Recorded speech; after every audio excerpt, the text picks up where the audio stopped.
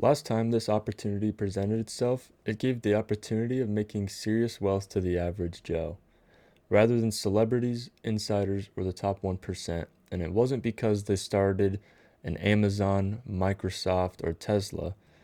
It was because they were brave and took the path less traveled.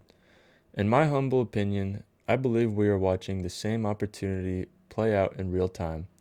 If you choose to ignore what I'm going to go over in this video, for the next 5, 10, 20 years, you're going to watch your peers significantly pass you financially speaking.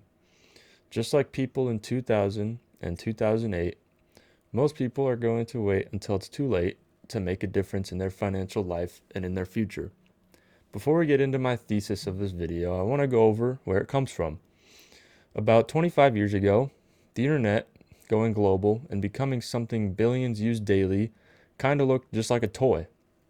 Just a bunch of nerds and geeks playing on their computers and making software like a bunch of losers. It was similar to a lot of companies today that aren't profitable, don't have a fully adopted product that the masses use, but are being propped up on the idea that they can change the world. Most commonly, these companies are energy companies like Iron and Oklo that are said to be the pickaxe sellers in a gold rush, if you will. They have investments pouring in from big institutions and retail as well. The most commonly known company that falls under this category is OpenAI. They're propped up on hype, attracting huge investment from companies like Amazon, Microsoft, and Nvidia.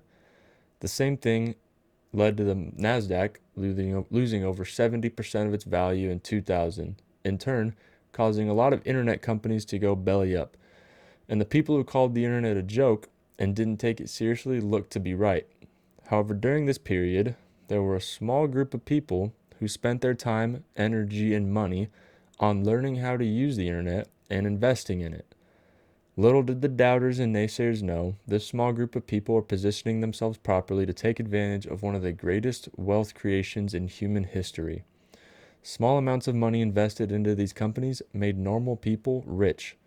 The NASDAQ 100 rose over 650% from 1996 to the top before the bubble popped. Following this crash led a multi-year bull run which created billions in new value for shareholders.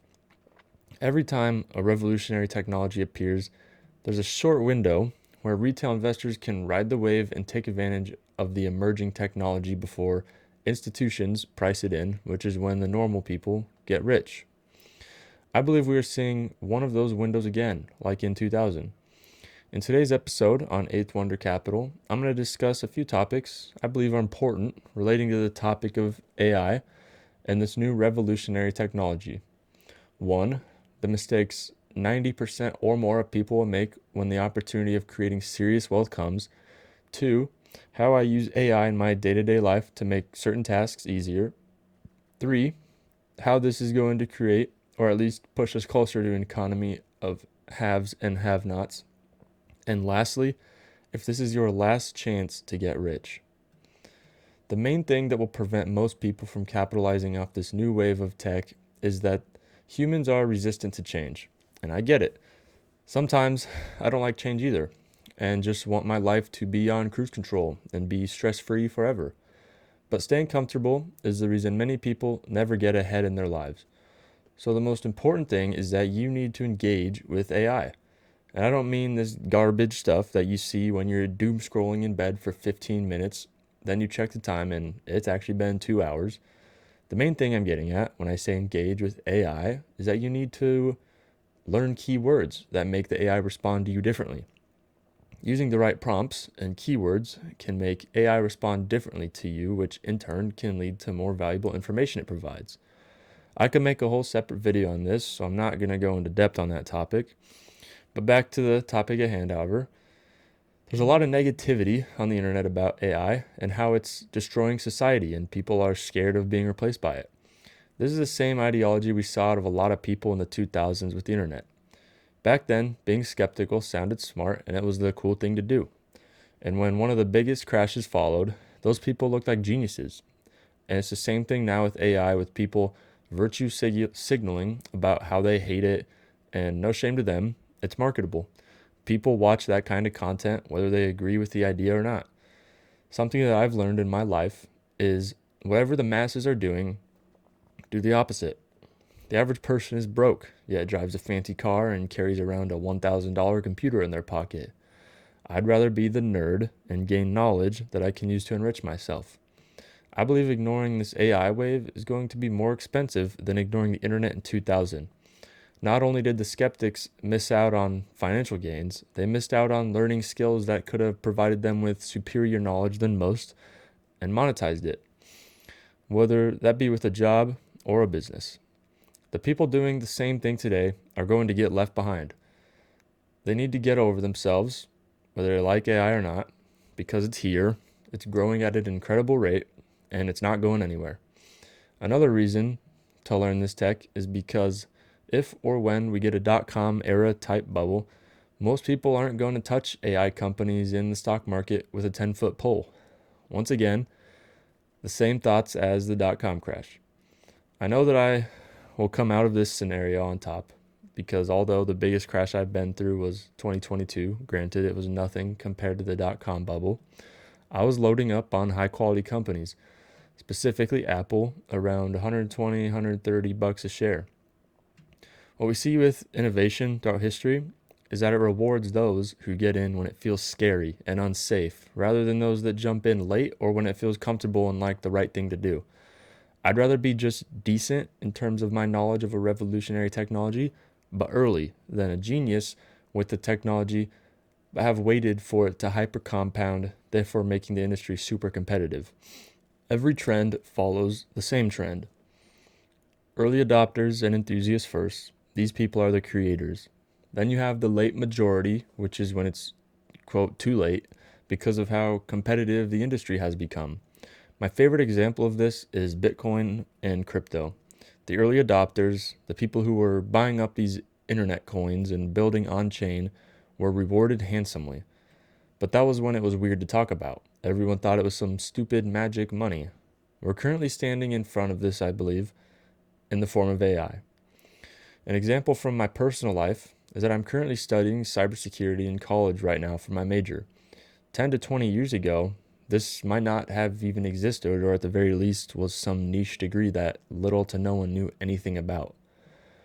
Well, now it's something that everyone is aware of and knows the world needs. Imagine what jobs and majors are going to exist 10, 20 years from now. I mean, if you told your boomer parents 10 years ago that almost 10% of the American population was going to be working from home, they'd have thought you were talking about like welfare or something, because it was just a foreign idea that was limited by the technology at that time. Even for me, I can do 100% of my homework at home and obtain my degree without stepping foot on campus. When I first started in college and told my older relatives, they thought it was insane. Next, I want to talk about the main reason for making this video: the bubble everyone is fearing. And let's face it, things are valued unreasonably high. We probably are in a bubble, whether you want to call it an AI bubble or something else. I do think we are in one. Mark Zuckerberg and Sam Altman, two huge players in this AI race, have even said it themselves. However, two things can be true: that we are in a bubble, but also that technology is world-altering. That's the exact same thing that happened in the .com bubble. The skeptics were laughing, but the internet still went on to take over everything. The thing about this so-called bubble is that you're probably getting tired of me referring to by now, is that the metrics behind a lot of these AI businesses look better than that of the .com bubble from 2000. However, no one can deny the valuations are getting out of hand. I see this bubble happening and deciding the winners and losers, not the direction of the field or industry itself. This brings us to where I see the landscape of America's financial landscape specifically heading. What I mean by this is the lower, middle, and upper class. The gap between the wealthy and everyone else is going to increase substantially, and the middle class is going to shrink, while the top end of wealth holders and the amount of poor people are going to increase. The top end of earners and wealth holders, if you will, is going to be those who use AI to multiply their productivity and build things that enrich them, while everyone else is going to get left behind because they didn't adapt to the changing times. Those at the bottom are always going to be at risk of layoffs with the technology evolving. And this may sound crazy to you, but it's already happening in America.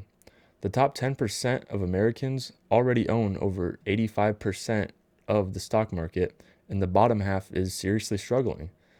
AI being automated and then leading to layoffs of the lower income earners is only going to make this an even bigger divide, which could cause things to get pretty scary. Something that kind of has me nervous is with coding. Once AI can do 100% of the coding for companies, am I going to be able to find employment? Is my cybersecurity degree going to be as useful as a gender studies degree? I don't know. That's why I'm doing everything I can to learn how to use AI now so that I'm ahead of most when this thing becomes mainstream and used in every company. Something Elon Musk has brought up is high universal income for everyone in America. Because AI is already showing signs that it's slowing employment and job openings in America, as we can see in this image, ever since almost to the day of ChatGPT's release, the job market has significantly stalled. This isn't only going to affect tech jobs or white-collar positions. This will affect blue-collar workers as well, only I believe that will take longer. With the rise of the idea of humanoids or robots, once they can implement AI into these robots, we might see lesser demand for jobs like surgeons, electricians, and welders, just to name a few. Now back to AI replacing jobs. I believe in my heart that one who studies this tech and is fluent with it can replace 2, 5, even 10 people who don't have the tools or knowledge to adequately use it. So it is crucial that you learn how to use this tech. Now are some ways I use AI in my life to increase my productivity. This video you're watching right now, or others you may have watched on my channel, were inspired via AI. Now, I don't mean I ask for a video idea, choose a topic, then have it write a whole script for me, then read straight from it. But I use it to generate inspiration for video topics, then choose from one, then it writes me a script. I read over the script, take some notes over the important stuff, then just yap for 10-20 minutes. Also with my schoolwork, I'm currently in a class that tells us to use ChatGPT to write code that when ran will do something specific. One that comes to mind is a bank account type thing. It was pretty simple, but if I input $500, for example, in the right spot, when I run the code, it says my new balance is $500. Now, this is basic, and these big institutions have much more complex tasks that they need done. But this AI has been out for only 2 to 3 years. In another 2 to 3 years, there will be major players and corporations using it instead of only retail investors, if you will. In this image, you'll notice that AI is compounding and growing itself at an extraordinary pace. Some of my favorite AI models are Google Gemini and Adobe Podcast. These are both free, but they have paid versions. For Google, it can increase your productivity, as I've already said, but for Adobe Podcast, it can make a voice recording shot in a noisy environment sound pretty good. So while I'm positioning myself to take advantage of this revolutionary technology, there's a lot of people who are hostile to it. They're just straight up ignoring it. Now the 2 ways I see people getting rich off this are as follows. The easier of the 2 is just by owning assets or shares of these companies that are in the AI race. This could also be ETFs full of these companies like QQQ or SMH, which is a semiconductors ETF. We know that in the future, companies are going to do everything they can to dehuman their companies. I don't know if that's a word, I might have just made it up, but what I mean by that is the more people they replace with AI and robots, the less CapEx they spend every year, which increases margins. Sounds kind of dark and messed up, but these companies have to prioritize shareholders. We've seen this within the tech sector as a whole in the stock market. Productivity and profits have grown at an incredible rate over the last 10, 15 years. This could continue. And I'm talking about the next 10, 20, 30 years, not 6 months.